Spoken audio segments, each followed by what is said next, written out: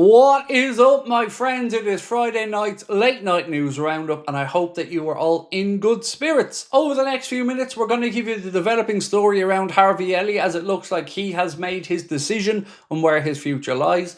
We're going to speak about Marc Guehi and Crystal Palace as their owner. Well, it looks like he's admitting defeat in trying to keep the player, so it's a sale looking very likely. We'll speak about Alexander Isak, we'll speak about Rodrygo and a few other interesting bits and pieces, including a Real Madrid link that could help us in our pursuit of the Brazilian international. So that and lots more to come over the next few minutes, but I want to know your thoughts, so do let me know in the comment section. Drop a like on the video if you enjoy it, and we would love you to hit that subscribe button. There will not be a live stream tomorrow night. The preview for the Newcastle game is coming out at about 10:30 in the morning. And then there'll be a news video at about 8 o'clock tomorrow evening. But unless something mad happens, there won't be a stream. So I will see you back on Sunday. Right, let's get stuck into the news. So Dean Jones of ESPN has said that Harvey Elliott wants to leave Liverpool before the transfer window closes and has chosen RB Leipzig as his destination of choice. Now, you'd have to think at this point RB Leipzig know the type of numbers Liverpool are looking for here. They're probably going to sell Xavi Simons to Chelsea, and that will free up money, and I guess the squad plays for Elliott. Liverpool want about 40 million according to reports, if there's a release clause in there, or a buyback option I should say, in there for the future, 50 million without. So you'd have to think at this point in the process, having spoken to Elliott in his camp, they'd know roughly what Liverpool are looking for. So let's keep an eye on this one over the next few days and see what happens. But as I've said, it looks like Harvey has decided, if all things can be worked out, he'd like to go to Leipzig. Let's talk about Max Eberl and Bayern Munich. So one of the potential stumbling blocks for Newcastle in the pursuit of Nicholas Jackson was the interest, or the rumoured interest, of Bayern Munich, as well, of course, of Aston Villa. This piece here, though, said Max Eberl, Bayern Munich sporting director, has confirmed that Nicholas Jackson is, and this is a direct quote, not a topic for them. So Newcastle could have a good chance here. Now, there is, of course, still the interest there. I don't know if it's changed from Aston Villa. They have their own PSR headaches, but they've been interested in trying to bring Nicholas Jackson in. Obviously, Unai Emery and himself worked together at Villarreal in the past, so keep an eye on that situation as well. Dario AS over in Spain are saying that Real Madrid are big fans of Adam Wharton, but the only way they'll try to sign him now is if they sell a big player. Rodrygo is the name mentioned.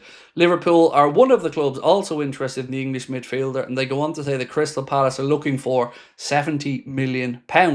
Now, one topic that came up tonight was the future of Ibrahim Konate and what's going to happen with Marc Guehi. So speaking to people in the chat, there was a lot of people thinking that we may see a situation, if Liverpool move for Rodrygo, where they try to include Konate in that deal. It certainly doesn't feel like we're going to get an extension of Konate anytime soon, based off, a lack of reporting really around it. So I'm starting to fear the worst here and think we may lose Ibu, whether it's at the end of the season or maybe a sale this summer. But let me know where your head's at with that one. SBT Sports have said Liverpool are already engaging in negotiations with the entourage of Rodrygo. The Reds, who see the Brazilian as a perfect replacement for Luis Diaz, want to close the operation as soon as possible. And look, I'd love that to be the case. Losing Luis Diaz, replacing him with a younger Rodrygo, I think that would be good squad management from Liverpool. But it's one thing me saying that, it's another thing it coming to fruition. So let's wait and see. Is there a world where we get Rodrygo, Isak and Marc Guehi before the window shuts? Well, yeah, it is possible. I'm not saying it's definitely happening, but it's definitely not impossible. On the Rodrygo thing, there were multiple reports today to say that Manchester City are no longer interested, as they tried to keep Savinho out of the clutches of Spurs and don't want to sell. So maybe, and again, I'm kind of going back to the Florian Wirtz situation here, maybe Manchester City have got wind of the fact that Rodrygo maybe favours a move to Liverpool. Again, I am kind of guessing here, but they've stepped away according to reports, and let's wait and see what happens. Right. So Graham Bailey of TBR Football has said TBR Football can now confirm that Steve Parish is actively attempting to sell Marc Guehi to Liverpool.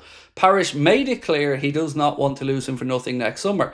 And he has made that clear over and over and over again. It's confused me to see the reporting around it to say that, Parish would rather lose him for nothing than take 5 million quid less. No, he wouldn't. Steve Parish has said over and over again many times that Palace cannot give away a player like Marc Guehi for free. I know Oliver Glasner is worried that they don't have enough replacements, and that's fair enough. I think they even had to include Jefferson Lerma or somebody else in their makeshift defence against Fredrikstad. He also, and a few reports have said that maybe it'll be after next Thursday that Liverpool actually get Marc Guehi if he plays for them in the second leg of the Europa Conference League qualifier away. The 1-0 up obviously after the first leg. But if you're Liverpool, can you take that chance? Like, worst case scenario, you do wait and he picks up a knock, then you're up a certain creek without a paddle. So I'm not sure how much faith I put in that one. A lot of reports today, though, from various different people have suggested that there is going to be an offer from Liverpool for Alexander Isak in and around the £130 million mark. I've given you my take on why I think it's a bit weird waiting until after Monday, but it does seem like that seems to be the case. Also, keep an eye on whether you see the likes of Richard Hughes up there, maybe in the director's box for the Newcastle game. That could be an indication that perhaps there's some conversations in person happening behind the scenes to try and make it happen. Do I think it gets done? I have a feeling it might, and it's not based off any inside information or anything. I just can't see the upside. I just cannot see the upside for Newcastle in keeping the player. And I was reading a good piece from Lee Ryder earlier on in, I think it was the Newcastle Chronicle, or it's the sister paper of the Echo anyway.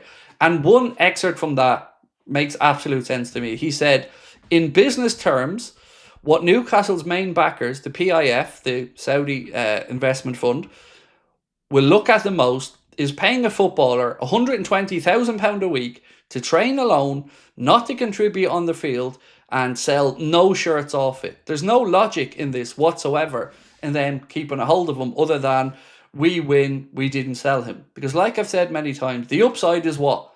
He eventually gets back into the team playing where he isn't fully fit yet and hasn't had a pre-season.